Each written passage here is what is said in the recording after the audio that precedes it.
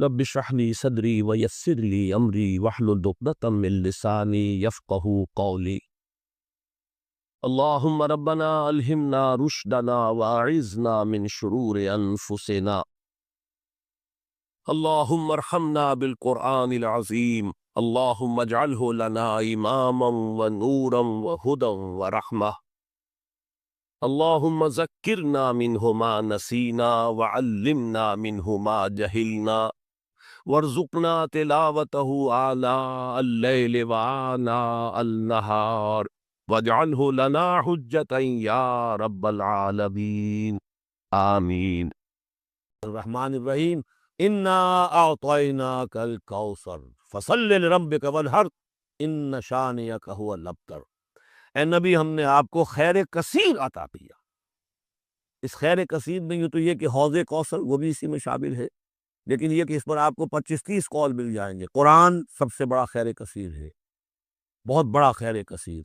حکمت، ومن یؤت الحکمت فقد اوتی خیرا کثیرا، جس کو حکمت اور دانائی دے دی گئی اس کو تو خیر کثیر دے دیا گیا۔ تو ہم نے آپ کو وہ سب کچھ عطا کر دیا ہے اور بہتات کے ساتھ عطا کر دیا ہے، جو انسان کی انسانیت کے لیے، اس کے لیے یوں سمجھیے کہ ترہ امتیاز بن سکتا ہے۔ فصل لربک وانحر، پس اپنے رب کے لیے نماز پڑھا کیجئے اور نحر کیجئے، اونٹ قربان کیا کیجئے۔ یہ گویا کہ عید الاضحیٰ کا نقشہ آ گیا۔ فصل لربک، پہلے ہم نماز پڑھتے ہیں دوگانا عید الاضحیٰ، اور پھر جا کر ہم قربانی کرتے ہیں۔ وانحر ان شانئک هو الابتر، یقیناً آپ کا دشمن ہی ہے کہ جو دم کٹا ہو جائے گا۔ اس کا پس منظر یہ ہے کہ جب حضور کے ایک صاحبزادے بچپنی میں فوت ہو گئے تو کچھ جو کفار تھے مکے کے، انہوں نے بڑی خوشیاں منائی کہ ایک ہی بیٹا تھا، باقی تو ان کی بیٹیاں ہیں۔ آپ کو معلوم ہے کہ 4 بیٹیاں تھیں حضور کی صلی اللہ علیہ وسلم، لیکن یہ کہ بیٹا جو تھا وہ ایک ہی تھا، وہ اللہ نے اٹھا لیا، تو بڑے خوشیاں منائی گئی کہ یہ تو اب دم کٹا جیسے ہوتا ہے، جس کا کوئی پیچھے نام نہ رہ جائے۔ بیٹیوں سے تو نام چلتا نہیں، نام تو چلتا ہے بیٹوں سے، تو اب ان کا تو کوئی تذکرہ ہی نہیں رہے گا۔ کوئی بات نہیں، جب تک یہ ہیں آگے کوئی نام لینے والا نہیں۔ تو فرمایا کہ نہیں، ان کو تو کروڑوں بیٹے اللہ عطا کرے گا، کروڑوں اربوں بیٹے عطا کرے گا۔ ہاں اے نبی، آپ کا دشمن ضرور ہے کہ جس کا نام لیوا کوئی نہیں۔ اس لیے کہ اگلی آیت میں ہم پڑھیں گے کہ جب جمعہ کی نماز ادا ہو چکے تو تم منتشر ہو سکتے ہو زمین میں اور جاؤ اور اپنے کاروبار میں لگ جاؤ۔ لیکن جمعہ سے قبل کے بارے میں کچھ نہیں کہا، نہ تو یہ کہا کہ کاروبار نہیں کر سکتے، نہ یہ کہا کہ کرو جاؤ تمہیں اجازت ہے، نہیں، وہاں سکوت اختیار کیا قرآن نے۔ فَإِذَا قُضِيَتِ الصَّلَاةُ فَانتَشِرُوا فِي الْأَرْضِ وَابْتَغُوا مِن فَضْلِ اللَّهِ، جب نماز ادا ہو چکے تو تم زمین میں منتشر ہو سکتے ہو۔ یہاں پر بھی اگرچہ وجوب کا لفظ آیا ہے، یہ فَانتَشِرُوا منتشر ہو جاؤ، لیکن یہاں جو ہے مانا ہے تمام علماء نے کہ یہ وجوب جو ہے یہ کسی شے کی فرضیت کے لیے نہیں ہے کہ لازماً جمعے کے بعد منتشر ہو جانا ضروری ہے، بلکہ استحباب ہے، جا سکتے ہو، اجازت ہے، مباح ہے۔ کاروبار کی حرمت کا معاملہ ختم ہو گیا جیسے ہی جمعے کی نماز ادا ہو چکی، اب آپ جائیں، اپنے دفتر میں جائیں، اپنے کاروبار میں جائیں، اپنی دکان پر جائیں، کوئی اعتراض نہیں۔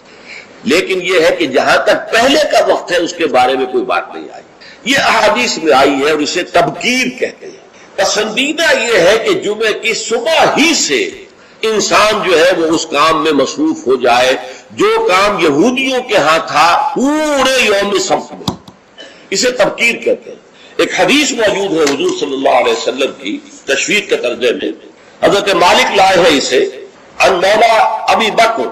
ابن عبد الرحمن ابن ابی صالح سمان عن ابی ہریرہ ان رسول اللہ صلی اللہ علیہ وسلم قال من اغتسل یوم الجمعہ غسل الجنابت، جس شخص نے جمعے کے روز غسل کیا، وہ جو کہ ناپاکی جنابت کی حالت میں غسل کیا جاتا ہے، کمپلیٹ غسل، اچھی طرح غسل، ثم راح فی الساعۃ الاولی، پھر جو شخص پہلی گھڑی میں پہنچ گیا مسجد میں، فکأنما قرب بدنۃ، تو ایسے ہے کہ جیسے اس نے ایک اونٹ قربان کیا اللہ کی راہ میں، صدقہ دیا۔ ومن راح فی الساعۃ الثانیۃ، جو دوسرے گھنٹے میں دوسری گھڑی میں گیا، فکأنما قرب بقرۃ، تو ایسے ہے جیسے کہ ایک گائے اس نے اللہ کی راہ میں صدقہ کر دی اور ذبح کر دی، خیرات کر دی۔ ومن راح فی الساعۃ الثالثۃ، اور جو تیسری گھڑی میں تیسرے گھنٹے میں گیا، فکأنما قرب بشاۃ او قرن، پھر یہ اس کے برابر ہوگا کہ گویا کہ کسی نے ایک بکری اللہ کی راہ میں ذبح کر دی، صدقہ کر دی، یا کوئی میڈھا کر دیا۔ ومن راح فی الساعۃ السابعۃ، اور جو گیا چوتھے گھنٹے میں چوتھی گھڑی میں، فَكَأَنَّمَا قَرَّبَ دُجَاجَةً، تو یہ اس کے برابر ہے کہ گویا کہ اس نے ایک مرغی جو ہے اللہ کی راہ میں دے دی، خیرات کر دی۔ وَمَنْ رَاحَ فِي السَّاعَةِ الخَّامِسَةِ، اور جو 5ویں ساعت میں گیا فَكَأَنَّمَا قَرَّبَ بَيْضَةً، تو وہ ایسے ہے گویا کہ اس نے ایک انڈا اللہ کی راہ میں خیرات کر دیا۔ فَإِذَا خَرَجَ الْإِمَامُ، تو جب امام نکل آئے، حضرت الملائکہ یسمعون الذکر، تو اب فرشتے، ایک اور روایت میں الفاظ آئے ہیں جو فرشتے بیٹھے ہوتے ہیں حاضری درج کرنے کے لیے، فلاں آ گیا، فلاں آ گیا، یہ 4تھی ساعت میں آیا، یہ 3ری میں آیا، یہ 2ری میں آیا، یہ 5ویں میں آیا، تو فرشتے اپنے وہ رجسٹر بند کر کے، اور وہ خود الذکر، یعنی وہ جو امام خطبہ دیتا ہے وہ الذکر ہے، اس خطبے کی طرف وہ ہمتن متوجہ ہو جاتے ہیں۔ چنانچہ ایک تو یہ بات جان لیجئے کہ اس کے بارے میں امام الہند حضرت شاہ ولی اللہ دہلوی رحمۃ اللہ علیہ کی رائے ہے کہ اس سے مراد یہ نہیں ہے کہ فجر کی نماز کے بعد طلوع آفتاب کے بعد پہلا گھنٹہ، پھر اس کے بعد دوسرا، پھر اس کا تیسرا، پھر اس کا چوتھا، 5واں، بلکہ یہ زوال کے بعد سے خفیف ساعات ہے، یعنی زوال سے وقت شروع ہوا، سورج جو ہے وہ نصف النہار سے ذرا ڈھلکا لدنو کی شمس، تو اس کے ساتھ ہی جمعے کا وقت شروع ہو گیا، تو اس وقت سے پہلی ساعت، دوسری ساعت، گویا کہ یہاں ساعت سے مراد گھنٹہ نہیں ہے بلکہ کوئی اور لطیف قسم کا پیمانہ وقت کا ہے۔ یہ شاہ ولی اللہ کی رائے ہے جو انہوں نے اپنی مصفہ میں بھی اور مصوہ میں بھی، شاہ ولی اللہ کے نزدیک بڑی اہم کتاب جو ہے حدیث کی وہ موطا ہے، انہوں نے اس کی ایک شرح فارسی میں لکھی ہے اور ایک شرح عربی میں لکھی ہے، ان دونوں میں انہوں نے یہ رائے ظاہر کی، لیکن بہت سے علماء کی رائے ہے کہ نہیں، جو ہمارا ساعات کا نظام ہے اسی پر اس کو شمار کیا جائے گا۔ لیکن اس پر بھی اجماع ہے کہ جو اس کے بعد بھی آتا ہے جمعہ تو اس کا بھی ہو جائے گا، جمعے کی فضیلت سے اسے کوئی حصہ نہیں ملے گا، جمعے کی برکات سے اسے کوئی حصہ نہیں ملے گا، جمعے کا جو خاص مقام اور مرتبہ ہے اس کی حیثیت سے وہ محروم رہے گا، لیکن جہاں تک فرضیت جمعہ ہے وہ اس فرضیت جمعہ جو ہے وہ اس کی طرف سے ادا ہو جائے گا۔ لیکن یہ منظر میں نے اپنی آنکھوں سے دیکھا ہے اپنے بچپن میں، اور وہ یہ سرسا ایک جگہ تھی، وہ تحصیل تھی ضلع حصار کی، وہاں میری بسم اللہ ہوئی، پھر وہ نورانی قاعدے سے ہماری تعلیم شروع ہوئی، تو جس مسجد میں یہ سارا کام ہو رہا تھا بڑے مرکزی مقام پر وہ مسجد تھی، کبھی کبھی اب بھی مجھے خواب میں وہ مسجد آتی ہے، اور اس مسجد میں جمعے کے دن میری اپنی جو مشاہدے کی بات ہے کہ یوں سمجھیے اشراق کے بعد سے لوگوں کی آمد شروع ہو جاتی ہے، اور دیہات سے لوگ آیا کرتے تھے، وہاں ایک خاص قوم تھی، غالباً وہ آرائی تھے، اس رائی علاقے کے آرائیوں کو وہ پچاجے کہتے تھے، جیسے کہ راجپوتوں کو رانگڑ کہا جاتا ہے، لیکن یہ کہ وہ لوگ آتے تھے اونٹوں پر سوار ہو کر، آس پاس صحرا کا علاقہ تھا، سفید کپڑے، سفید کرتے، سفید ان کے تہبند اور سفید ان کے صافے، اونٹوں کے اوپر سوار چلے آ رہے، اس لیے کہ دیہات میں جمعہ نہیں ہوتا، اور اس وقت اس پر سختی کے ساتھ عمل ہوتا تھا کہ اصل میں جمعہ جو ہے وہ شہر میں ہے، تو وہ آتے تھے اور مسجد جو ہے وہ صبح ہی سے بھر جاتی تھی، کہیں ایک جگہ کوئی شخص کھڑا آواز کہہ رہا ہے، کچھ لوگ اس کے گرد جمع ہے، کہیں کوئی شخص بیٹھے ہوئے قرآن خود ہی پڑھ رہا ہے، کوئی نوافل پڑھ رہا ہے۔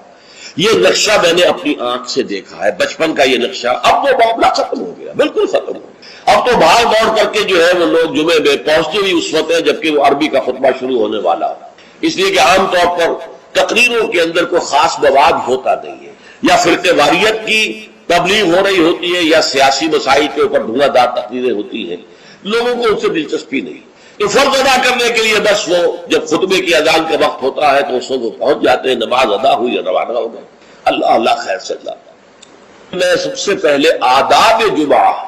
اس کے عنوان سے عرض کر رہا ہوں کہ جمعے کے روز غسل واجب ہے تقریباً، علی کل محتلم، یہ حضور کے الفاظ یہ ہیں، غسل الجمعہ کے واجب علی کل محتلم، جو بھی بالغ ہو چکا ہے مرد، عورت پر تو ظاہر بات ہے کہ جمعہ فرض ہے ہی نہیں، جیسا کہ میں عرض کر چکا ہوں، اس کے لیے جمعے کا غسل واجب ہے، اور اندازہ یہ ہوتا ہے، میں یقین سے تو نہیں کہہ سکتا، کہ جیسے ہی جمعے کے لیے روانگی ہو اس وقت غسل کیا جائے۔ پھر حضور نے یہ بھی فرمایا ہے کہ اچھے کپڑے پہن کر جاؤ، دھلے ہوئے کپڑے پہن کر جاؤ۔ آپ نے فرمایا کہ کیا تم میں سے کسی شخص کے لیے یہ ممکن نہیں ہے کہ اپنے جو محنت کے کپڑے ہوتے ہیں، محنت یعنی کہ مشقت کرتا ہے، ایک لوہار بیٹھا ہوا ہے اور وہ بھٹی کے سامنے بیٹھ کر کام کر رہا ہے، پسینے آئیں گے اس سے، کپڑوں میں بدبو ہو جائے گی پسینے کی، پھر اس کے اوپر سیاہ داغ پڑے ہوں گے، میلے ہوں گے، تو یہ اس کا لباس ہے محنت کا۔ یا کوئی کاریگر ہے، مکان کی تعمیر میں لگا ہوا ہے، ظاہر بات ہے جب وہ یہ کام کر رہا ہے گارے کے دھبے ہوں گے، کچھ اور ہوگا۔ تو حضور نے فرمایا کیا ممکن نہیں ہے تم میں سے کسی کے لیے کہ ایک علیحدہ سے جوڑا جمعے کے لیے رکھ لو، وہ جمعے ہی کو صرف استعمال کیا کرو، وہ تمہارے محنت کے کپڑے نہ ہو کہ جن میں تم محنت اور مشقت کرتے ہو، بلکہ وہ علیحدہ سے ایک جوڑا ہو، اس کو فراہم کر کے رکھ لو۔ پھر یہ بھی فرمایا گیا کہ تیل لگاؤ، بالوں کے اندر تیل لگاؤ، دہن، اور یہ بھی فرمایا گیا کہ کوئی خوشبو ہے تو خوشبو لگاؤ۔ وہ سب کس لیے کہ جو ماحول ہو جمعے کا وہ معطر ماحول ہو، ایسا نہ ہو کہ پسینوں کی بدبوؤں کی وجہ سے طبیعت ملغوز ہو رہی ہو لوگوں کی، نہیں، بلکہ یہ کہ بڑا خوشگوار ماحول ہو، خوشبو ہو اس کے اندر، اور یہ کہ کپڑے اچھے پہن کر لوگ بیٹھے ہوئے ہوں۔ بلکہ اسے کہا گیا الجمعہ تو عید المسلمین، یہ ہفتہ عید ہے در حقیقت، یہ مسلمانوں کو عید کی طرح اسے جو ہے وہ منانا چاہیے، سیلیبریٹ کرنا چاہیے۔ جیسے عید کو آپ کپڑے جو ہے غسل کرتے ہیں، صبح کپڑے بدلتے ہیں، خوشبو لگاتے ہیں، پھر جاتے ہیں مسجد کو، عیدگاہ کو، ایسے ہی معاملہ ہونا چاہیے جمعے کا۔ یہ عید المسلمین ہے، یہ گویا کہ ہفتے وار عید ہے مسلمانوں کی۔ پھر اسی میں ایک آداب میں سے یہ ہے کہ جب تم مسجد میں جاؤ تو لوگوں کو پھلانگتے ہوئے اگلی صفوں میں نہ جاؤ، بلکہ عام جو ہے ہدایت ہے وہ یہ ہے کہ بھئی پہلے اپنی صف ابھی لوگ پوری کر لے، پھر دوسری میں بیٹھے، پھر تیسری میں بیٹھے، تاکہ لوگوں کو ضرورت ہی محسوس نہ ہو۔ جب وہ دیکھتے ہیں کہ اگلی صف میں جگہ خالی ہے تو پھر وہ لوگوں کو پھلانگتے ہوئے جاتے ہیں، لیکن ہر صورت پھلانگتے ہوئے یا لوگوں کو علیحدہ کر کے پھر اپنے لیے جگہ بنانا، یہ جو ہے اس سے منع کیا گیا ہے۔ خاموشی سے جہاں جگہ تمہیں مل رہی ہے بیٹھ جاؤ، اور پھر اسی میں سے انصات ہے، خاموش رہو، گفتگو نہ ہو۔ یہاں تک کہ حضرت ابو ہریرہ سے یہ روایت ہے ترمذی اور نسائی اور دوسری کتابوں کے اندر، ان رسول اللہ صلی اللہ علیہ وسلم قال اذا قلت لصاحبك يوم الجمعة انصت والامام يخطب فقط لغوت۔ دو آدمی گفتگو کر رہے، آپ تیسرے آدمی ہیں، آپ سن رہے، آپ ان سے کہتے ہیں خاموش ہو جاؤ، تو تم نے بھی لغو کام کیا۔ انہیں منع کرنے کے لیے بولنا بھی پسندیدہ نہیں ہے، خاموش اشارے سے کہہ دو، لیکن تم نے اگر آواز نکالی جبکہ امام خطبہ دے رہا ہے، امام کے خطبے کی طرف ساری توجہ، اس جمعے کی ساری حیثیت جو ہے وہ اسی خطبے کی وجہ سے، لہذا اس میں آپس میں گفتگو کرنا، اس طرح کی چیزیں جو ہے وہ بالکل غلط ہیں، آداب جمعہ کے منافی ہیں، جس کی انتہا یہ ہے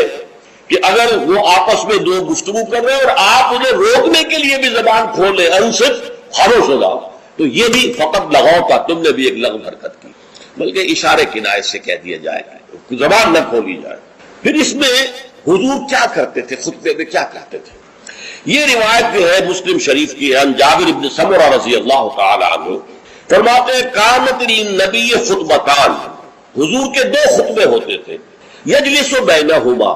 ان دونوں کے درمیان آپ ذرا تھوڑی دیر کے لیے بیٹھتے تھے، جیسے کہ آپ کو معلوم ہے تمام امام جو ہے وہ یہی کرتے ہیں آج۔ یقرأ القرآن اور یذکر الناس، جمعے میں کرتے کیا تھے؟ قرآن پڑھتے تھے اور لوگوں کو نصیحت کرتے تھے، یاد دہانی کرتے۔ اب اس میں ایک بات تو سامنے آ گئی، دو خطبے ہوتے تھے، حالانکہ ہمیں معلوم ہے، تیقن کے ساتھ معلوم ہے، حضور لمبے خطبے کبھی نہیں دیتے تھے، لمبی تقریر کبھی نہیں کرتے تھے، آپ کی تقریر بالکل مختصر ہوتی، یوں سمجھیے کہ جو ما قل و کفا خیر مما کثر و الہا، کم ہے لیکن وہ کفایت کر جائے، وہ بڑی لمبی چوڑی تقریریں جو ہے اس کی اب اس میں فائدہ کیا تھا؟